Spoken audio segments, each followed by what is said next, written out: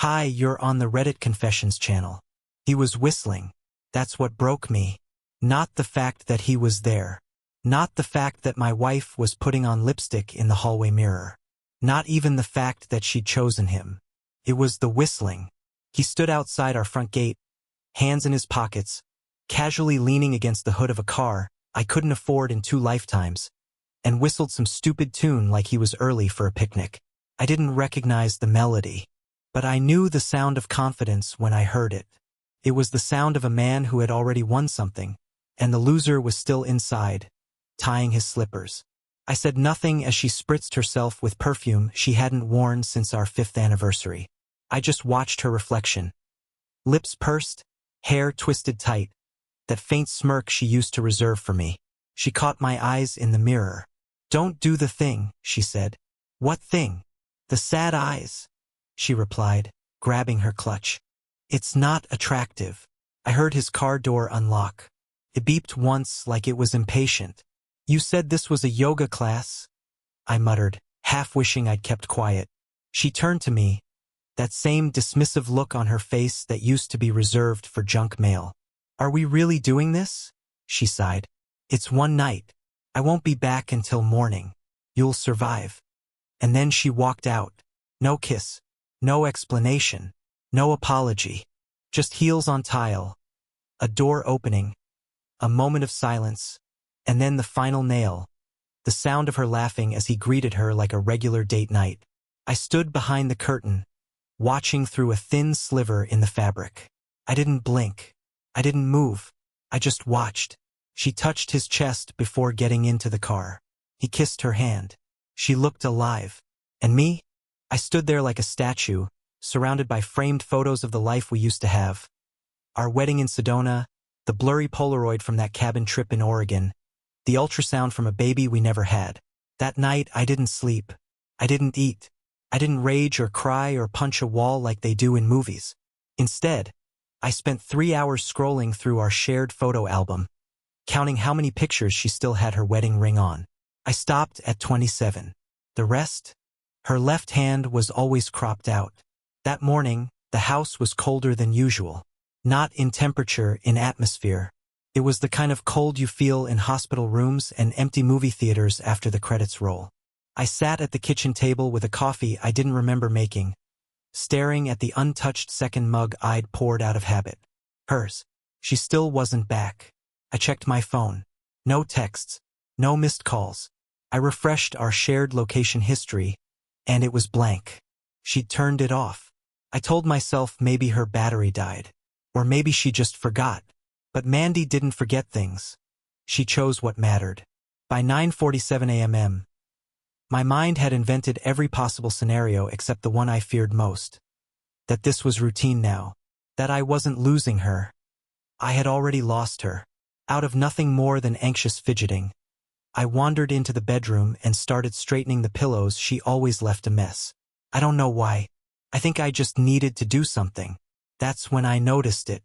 Tucked behind her nightstand lamp, folded, not sealed, was a note. Not hidden well, but not exactly placed to be found either.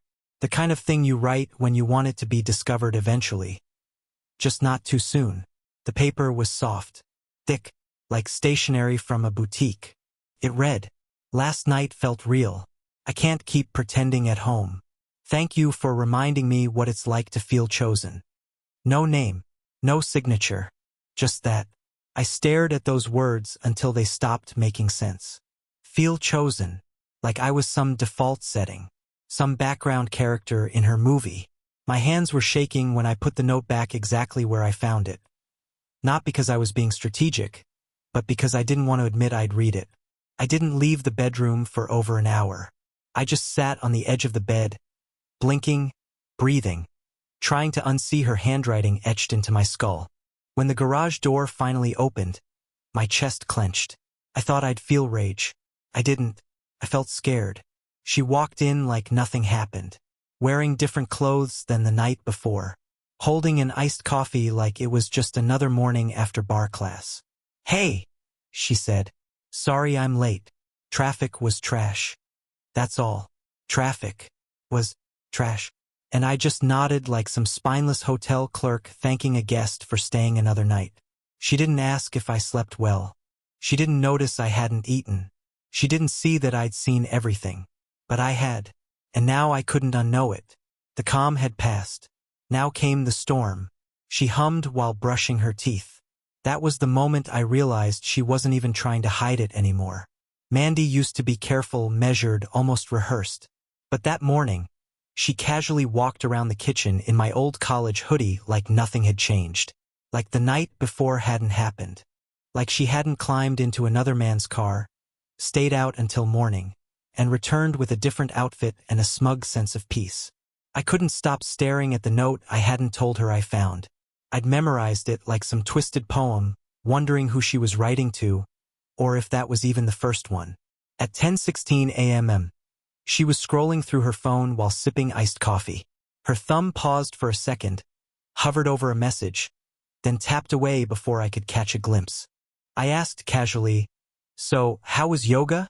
She didn't even flinch. Sweaty. We ended up grabbing drinks after. She said it with the same tone you'd use to say the weather was decent. No eye contact. Just a smooth lie sliding off her tongue like it didn't deserve to be challenged. I nodded slowly, letting the silence stretch between us like a rubber band. My heart was pounding, but my mouth stayed shut. I wasn't ready for the explosion. I wasn't ready to hear her say it out loud. Later that afternoon, while she was in the shower, I did something I hadn't done in our entire marriage. I checked her bag. I told myself I wouldn't dig deep, just one peek, just enough to feel either validated or paranoid. Inside was a receipt from a hotel bar, time-stamped for 11:42 p.m. The drinks weren't cheap. The name on the receipt said the Auburn West Room Service. Room service. So much for drinks after yoga. I placed it exactly as I'd found it. My hands were sweating. My heart was racing. I was half convinced she'd come out of the bathroom mid-check and catch me like some thief in his own home. But she didn't. She came out wearing nothing but a towel, walked past me and said, "I might take a nap. Can you keep it down if you're watching something?" I mumbled, "Yeah," and sat on the couch like I was watching something. But I wasn't. I was staring at the blank screen, seeing the entire night she hadn't told me about play and fast-forward through my mind. I was no longer suspicious. I knew. But knowing and doing something about it, those were very different beasts. And I wasn't ready to face either one. Not yet. I didn't plan to follow her. It just happened. I told myself I was running errands. Needed a break from the walls that echoed too loudly. But when Mandy said she was heading downtown for a mani-pedi, something inside me clicked into place. Not suspicion. Not jealousy. Just readiness. A quiet decision I hadn't consciously made until my feet moved on their own. She left at 2:11 p.m. wearing jeans too tight for a nail salon and a blouse that dipped lower than usual. Her hair was styled, lips glossed, and she walked like a woman heading into someone else's life. I waited 4 minutes. Then I got in my car. I stayed 3 vehicles behind. I thought I'd feel shame, like some creep in a thriller movie. But honestly, I felt weirdly calm. Like I needed confirmation of what I already knew. Like knowing would hurt less than wondering. She never made it to a salon. Instead, she parked near a cafe on Wexler Street, stepped out, and scanned the sidewalk like she was early. I killed my engine and watched from across the street. My palms were damp. Every instinct screamed at me to leave, to turn the key and pretend this wasn't happening. Then I saw him. He walked up behind her and placed his hand on the small of her back. So familiar, so practiced. She turned with that soft-lipped smile she hadn't used on me in years. He kissed her cheek. She leaned in like she belonged to him. I'd never seen him before. Not at work parties. Not at community events. He was a stranger, but he looked comfortable in my world. Tall, polished, clean-shaven with expensive shoes and a face that didn't carry the weight of compromise. He was exactly the kind of man Mandy used to make fun of. The kind she said reminded her of stock photo models. Apparently, she'd changed her mind. They didn't go inside the cafe. They walked, slowly, like time didn't exist for them. Her hand grazed his wrist. He pulled her closer. They were whispering. I didn't follow. couldn't. I sat in the car, frozen, wondering how many times this had already happened. Wondering how many times I'd kissed her goodnight while the taste of him was still on her lips. Eventually, I drove home. I don't remember the ride. I just remember walking into the house and realizing how loud everything was. The fridge humming, the clock ticking, the dog across the street barking nonstop. But the loudest sound of all was the silence of someone who finally saw the truth and had no idea what to do with it. I didn't tell her I saw them. I didn't throw accusations or play the broken husband card. I just waited, watched, collected details like a nervous archaeologist digging up his own ruin. I didn't know what I was waiting for. Maybe a confession. Maybe a reason. Maybe some part of me wanted her to notice my silence, to crack first. But she never did. Mandy came home late that evening, said her manicure took longer than expected. She even held her hands out for me to admire. Nails freshly painted, sure, but the lie was caked on thicker than the polish. That night, I slept in the guest room. Told her I had a headache. She didn't argue, just said, "Feel better," and went back to scrolling her phone. That crushed me more than if she'd yelled. Her indifference was a hammer. Every silence was another swing. The next morning, I woke up to the sound of her shower running. For once, I didn't hesitate. I reached for her phone on the nightstand. Unlocked with the same code she never changed, 0707, her birthday. I told myself I'd look quickly, then pretend it didn't happen. But one message stopped me cold. It wasn't even a full conversation. Just a single text at the top of a thread. Still unread. Last night was worth every lie. Let's disappear next weekend. No name. Just a number. I didn't recognize the area code. But I didn't have to. My gut already knew. I snapped a photo of the screen and put the phone back before she returned. My hands were shaking, but my mind was oddly still. Like something inside me had finally stopped resisting the inevitable. That wasn't the worst part, though. The worst part came an hour later, when I opened my email to find a security alert from my bank. A new checking account had been opened in both our names, one I hadn't authorized. Attached to the alert was a recent transaction, $4,200 wire transfer sent to A. Langford. I didn't know who that was, but I knew who arranged it. I sat there staring at the screen, heartbeat pounding in my ears, breath stuck in my throat. Was she planning something? Running away? Starting over? With him? Before I could even move, my phone buzzed. A new message. From Mandy. Don't forget we have dinner with my mom tonight. Please pretend everything's fine. Pretend. That was the word. This wasn't about hiding anymore. It was about performance. She didn't need my trust. She needed my cooperation. And I didn't know which was worse. Dinner with her mother had always been awkward, but that night felt like I was walking into a play where everyone knew their lines except me. Mandy was in full actress mode. Dressed to impress, chirpy in tone, stealing glances at me like she expected applause for her loyalty. I wore the same sweater I'd slept in. I didn't care. I was too busy thinking about that wire transfer. The message. The lie she made me rehearse. Just pretend everything's fine. Her mother, June, greeted me with her usual overly formal hug and a fake smile that never reached her eyes. We sat down to eat takeout Thai that Mandy plated like she'd cooked it herself, and I pushed my food around while the two of them caught up like this was just another Thursday night. But then June asked a question that made me freeze. So, Wallace, are you still planning to take that trip to Vermont next month? My fork paused midair. What trip? Mandy kicked my leg under the table, hard. You know, the thing with your old college friends? She said quickly, eyes wide. That was when I realized something. Mandy had invented a trip. A reason for me to be out of town. I looked back at her mom, who seemed to suddenly realize she'd said something she wasn't supposed to. Oh, June said, backpedaling. Maybe I misunderstood. Mandy said you'd be gone for a weekend. I just assumed. My appetite vanished.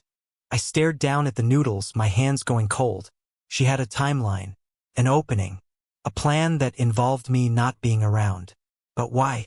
Mandy pivoted the conversation fast. Something about new curtains for the guest room, and June nodded along, but her face had changed. There was tension behind her polite interest, something tight in her jaw. She knew more than she was letting on. After dinner, while Mandy ran to the restroom, I took a long breath and turned to June. "Do you know him?" I asked quietly. "The man she's seeing." June looked me dead in the eye, and for the first time in years, dropped the fake warmth. "You're not stupid, Wallace. You already know the answer." My chest tightened. "Then why haven't you said anything?" She shrugged. "Because I raised her to make her own choices, even the bad ones. But you have to decide how much of this you're willing to swallow." Before I could respond, Mandy came back, smiling like nothing happened. "Ready to go, babe?" I nodded. But I wasn't ready. Not even close. The next morning, while Mandy was out for groceries, I opened her laptop. I'd never done that before. Not in 12 years. She always said trust was sacred, and I believed her, until she gave me every reason not to. The guilt should have eaten me alive, but by now I was too far gone for that. I wasn't spying anymore. I was surviving. Her password was our wedding date. The irony nearly made me laugh. First, everything looked clean, too clean. No tabs left open, no suspicious bookmarks. Then I checked the email she never used for anything other than spam. The one linked to store coupons and junk. That's where I found it. A series of email confirmations from a private mailbox service, one I'd never heard of. Attached was a rental agreement in both our names, digitally signed by her, and a payment record showing consistent deposits from our joint account. She'd been funding a second address, a mailbox under our shared identity. But I wasn't the one checking it. My fingers were trembling as I wrote down the address, located 3 towns over. A strip mall P.O. box. Nothing remarkable. Nothing you'd ever think to notice. I didn't tell her I'd found it. I needed more. I needed undeniable proof that I wasn't just imagining the worst. That night, while she was in the shower, I used her Face ID to unlock her phone again. I didn't care if she caught me. I was past that point. This time I found a photo. It was buried deep in a hidden folder called Work Trips. Inside, dozens of shots of hotel rooms, cocktails, and snapshots of her legs across white linen beds. But one photo stopped me cold. It was of him. His face wasn't hidden this time. He was sitting shirtless on the edge of a hotel bed, laughing, holding a champagne flute. The caption read, A.L. Finally ours. That's when it clicked. The wire transfer I'd seen, it had gone to A. Langford. I reverse searched the name. Anthony Langford. Real estate consultant. Divorced. No kids. Clean profile. Too clean. And more importantly, he just closed on a property. A retreat home outside the city. 2 signatures on the deed. M. Derry and A. Langford. Not even trying to hide it anymore. She was building an exit. A new life. One with him. One without me. And I was funding it. I didn't explode. I didn't scream. I didn't even confront her. I just started packing. Quietly. Methodically. I'd read somewhere that the worst betrayal isn't the loud kind. It's the kind that makes you feel invisible in your own life. And I'd finally accepted that's what I'd become. A ghost in my marriage. A wallet. Placeholder. A man who once mattered, now reduced to a bank transaction and a dinner alibi. I made a few calls. My buddy Elliot had a place upstate. Quiet, furnished, and more importantly, available. He didn't ask questions. Just said, "It's yours." I gathered what I needed. Documents, clothes, the photo of my parents I kept tucked in a drawer. The one thing that reminded me who I was before Mandy. When she came home that night, I was already gone. No confrontation. No dramatic scene. Just a sealed envelope left on the kitchen counter. Inside was a copy of the property deed I'd found, a screenshot of her texts, and a simple note in my handwriting. "You didn't need to lie. You just needed to tell me I was no longer part of your future. Now you're free. So am I." I turned off my phone for 2 days. When I finally turned it back on, there were 9 missed calls. 1 voicemail. I didn't listen to it. I didn't need to. Upstate, everything felt lighter. The silence was mine again. I started running in the mornings, reading again. I even found myself laughing at dumb sitcoms I used to ignore. I wasn't healed, but I was healing. A week later, I got a message from June, her mother. Just 3 words. You did right. That was all the closure I needed. Sometimes walking away isn't weakness. It's the quietest form of strength. It's choosing yourself without asking for permission. And for the first time in years, I finally felt like me again. Your turn to weigh in. What moment in this story hit you hardest? Was it the note, the property deed, or her mom's quiet admission? Drop your thoughts in the comments. We'd love to hear your perspective. Don't forget to like, subscribe, and share this with someone who needs to hear it. You're watching Reddit Confessions, where the truth always finds its voice.